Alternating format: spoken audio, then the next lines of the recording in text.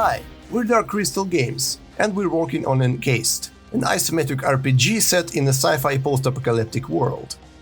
In our game you'll travel through the isolated territory under the dome, fight raiders and participate in the war between several militant factions.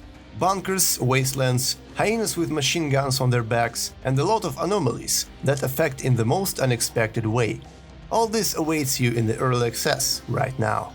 Players often refer to Encased as the Russian Fallout, so we decided to discuss this question with you, highlight the brightest games of the genre, and try to answer the most important question: will Encased become the game of your dreams? Almost every week we release new content about Encased development and our inspiration sources. You can help promote our video by liking it right now, subscribing to the channel and telling your friends about us. So, here we go. How did the term Russian Fallout came into being?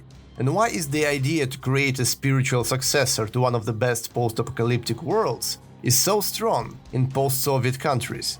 The first two Fallout games came out in the late 90s, just when the first home computers began to appear in Russia that recovered from the collapse of the Soviet Union.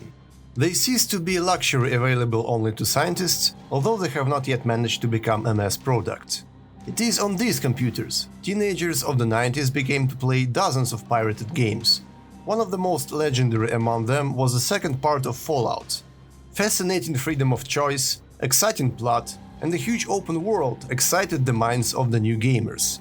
And the atmosphere of post-apocalypse was particularly well liked by the country that has just emerged from communism. School children who were only yesterday exploring abandoned houses met the virtual world which reminded them of their usual environment, yet more mysterious. Among other things, in the world of Fallout, the fate of USSR was mentioned only in passing, providing a huge space for imagination about the events in Eastern Europe.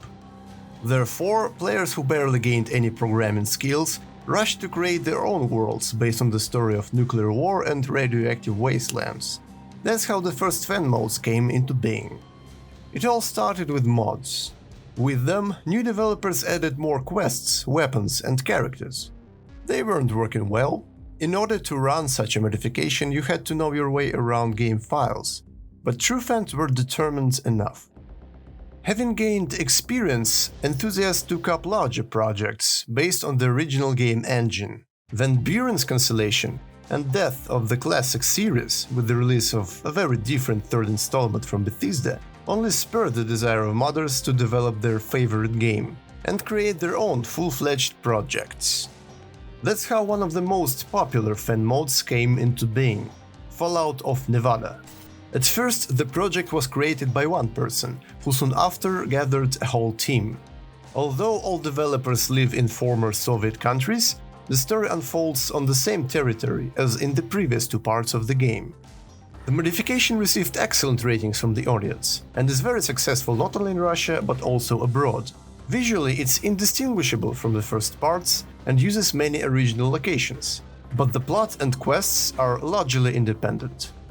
In 2020, the team released the sequel, called Fallout Sonora, which, as well as the first part of the modification, is completely made on the engine of the original Fallout. The modification is praised for its quests, great story, and spirit of the original Fallout. Another fan modification from Russian developers, Olympus 2207, grew into an independent game made on the original Fallout engine as well. The project is being worked on by a team of enthusiasts who create their own story and universe inspired by the original game. It's more of a fan project that absorbed the spirit of the original Fallout than a commercial product, but with its own story and even a slightly changed visual style. The post-apocalypse is intertwined with dystopia in the story of this game. Phone Line is another project that started with an independent enthusiast who was able to transfer the original Fallout to a multiplayer engine. At the start of the project, emphasis was placed on co-op. However, soon the emphasis shifted to online PvP battles on the maps of the original Fallout. The player can choose a faction to join as well as to play through a fairly large story campaign. However, the main emphasis is still on PvP. At the time, not only fan modifications were being created. Professional studios and publishers that made games based on original stories have also appeared. That's how the Russian game industry quite often began to produce completely independent projects that somehow resembled the original Fallouts. Many dev teams that consist of formal enthusiasts turned into commercially successful indie studios, producing their own games. One of such projects is Planet Alcatraz, an independent game based on Puchkov's book. You can really feel the Fallout legacy in project setting, mechanics and graphics. Although in the world of the game apocalypse never happened, and events unfold on the prison planet, familiar features were preserved, intertwined with a lot of specific humor, rules of thieves, controversial characters, and not that impressive even for its time graphics. The game was successful and the second game was released shortly after. It even became more technically advanced, and the RPG part was significantly improved. However, the project has not received worldwide fame. The best example from recent years is Atom RPG, a role-playing game that doesn't hide the spiritual connections to the first Fallouts. Its main difference that allowed the game to win the hearts of players, especially in the post-Soviet countries, is that the story takes place in the Soviet Union that survived the nuclear apocalypse.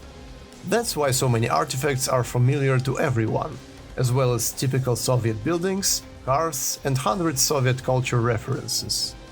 It is worth noting that Atom was very warmly welcomed by critics and the community. Right now the game is considered almost a benchmark in the genre. A lot of humor, satire, reference and irony. The characters are not shy to use thief slang. Developers have already managed to release Atom RPG's direct sequel, called Trudegrad, in early access, with a new plot and updated graphics. Insomnia: The Ark. The most unusual project in our selection, the Dark Apocalypse in Space.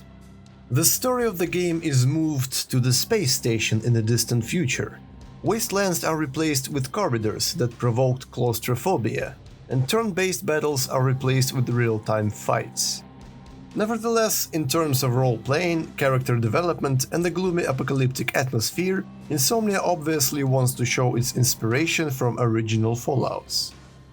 The highest praise was given to the project's atmosphere, based on a unique world divided into classes. It's dystopian and unbelievably gloomy.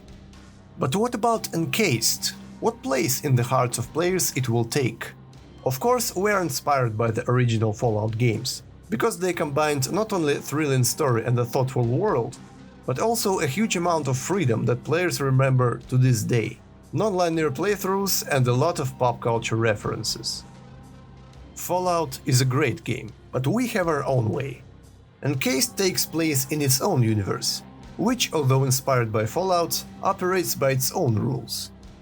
If the original Fallout has taken American culture as a basis, and Russian projects are inspired by the heritage of the USSR, the world of Encased shows a very eclectic society of many nationalities, professions and views. The Dome brought together scientists, military, clerks, former prisoners and engineers, all of whom will have to build a new world that will be complex and even brighter due to their cooperation. In addition, the game has many anomalies that have a global impact on gameplay. The visual style emphasizes the retrofuturism of the 70s. On the other hand, the technology of the forefathers, the civilization of the Dome creators, gave the world anomalies that can affect the gameplay in the most unexpected way. Encased is not the new Russian Fallout. We have our own path and our own vision, which we hope will resonate with hearts of all RPG fans. We are focused both on classics and modern projects in our favorite genre, such as Divinity Original Sin, Pillars of Eternity and Pathfinder Kingmaker. We also pay a lot of attention to the community's opinion on the project, which has supported us at all stages of development. Based on players' behavior, we adjust locations and game mechanics to give gamers an exciting new experience.